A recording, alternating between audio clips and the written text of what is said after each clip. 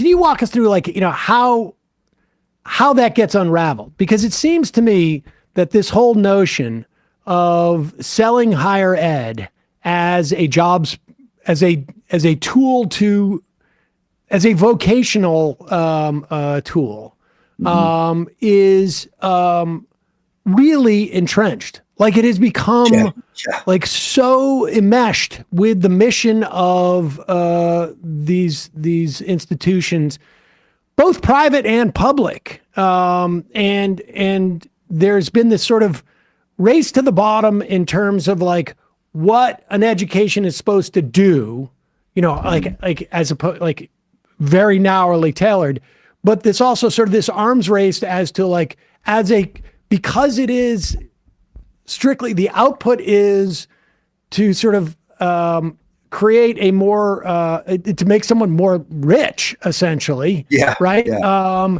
That what the universities have been pursuing are sort of like consumer benefits to, while you get yourself in a position to get a better job. Do you follow what I'm saying in terms of like where the investments are going are less in sort of the wide range of educational opportunities and more in what's going to pay off? Yeah. And that's what higher ed markets. Those, we market programs that we think will draw more students, that we think will give students a better economic opportunity.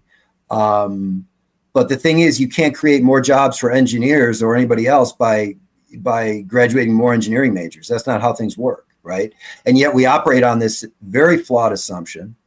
I'll defend higher ed for a minute. I mean, why do we do all this? Because this, what I call the fantasy economy, and this is all we have heard. I mean, all we hear, right, within higher ed, is that we are blowing it.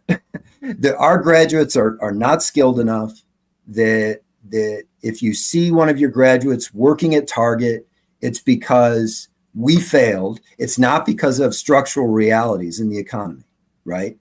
And that's why, we're just stuck in this paradigm that really is incredibly misleading about the nature of the labor market, and has given higher ed this responsibility that at the end of the day, we can't fulfill. And so what happens over a period of decades is the public, understandably, blames us.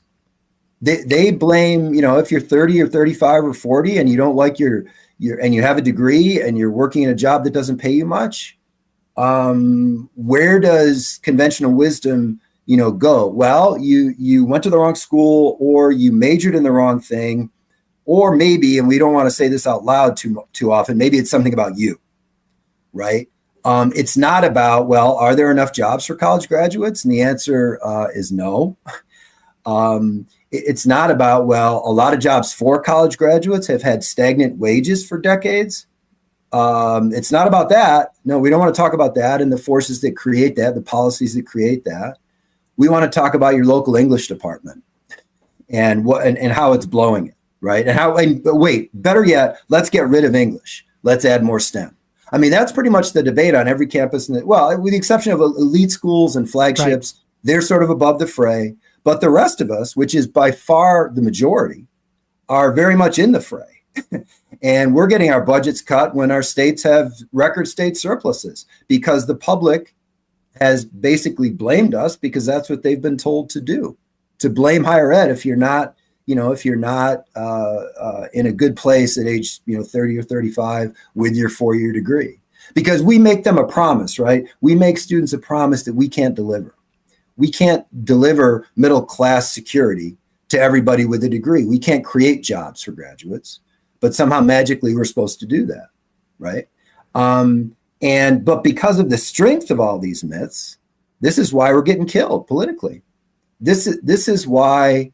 But who's the we here? Because it seems to me that, like, largely, I mean, it is like it is the forces that would obscure the fact that that we have a political economy as opposed to an economy. I mean, So, I mean, who is like we being essentially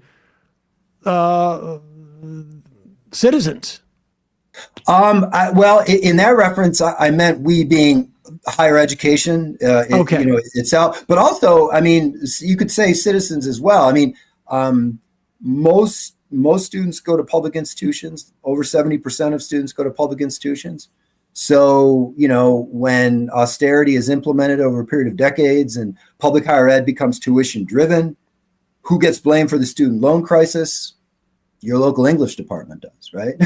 and not the state legislature, which has 1 year at a time scaled back its contribution and basically compelled students to borrow $50 and $60 and $70,000 for a 4-year degree from a public university today. Have you do you know of like a definitive piece? I mean, because my sense is that really this has been the story of the incredible inflation we've seen in higher education, that it's there's been upward pressure because low cost public institutions that cost virtually nothing or nothing 40 or 50 years ago, right. Now as their cost goes up, private institutions also just, have basically are off to the races in terms of how far up they can raise their tuition.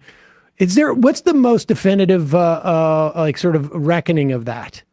Reckoning meaning what? Just recording of it. I mean, analysis of it, if you're aware of one.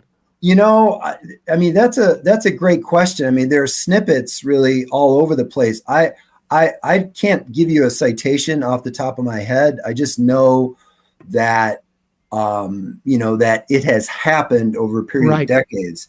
And rather than, typically rather than look at carefully why it's happened and look at why are we implementing austerity when we have all this fiscal prosperity in higher ed, we debate all kinds of things on campuses that really, and by the way, I think I'm not at all suggesting that higher ed spends money in a way that I would agree with, because that's not the case. I mean, we never turn down consultants.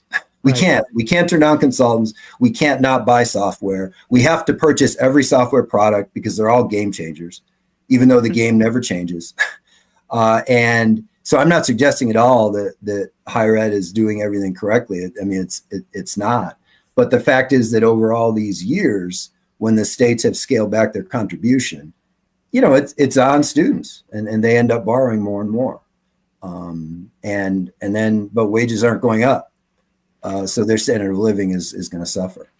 How has this argument changed? Like, we're living in an era now where it has become, for many years, we were told that there is a natural rate of unemployment, that the economy could not sustain an unemployment rate below, I don't know, at one point it was like 6%. Yeah, I think I was going to say 5%, but yeah, something like that. And 5%. And now, and it's clear that is not the case. Like, we have learned that the sort of iron laws of economics that we were told was like more permanent than meteorology, I guess, are not the case. How has that had any created? Because theoretically, right, if we're down at 3% unemployment, then we should be trumpeting the success of our education system.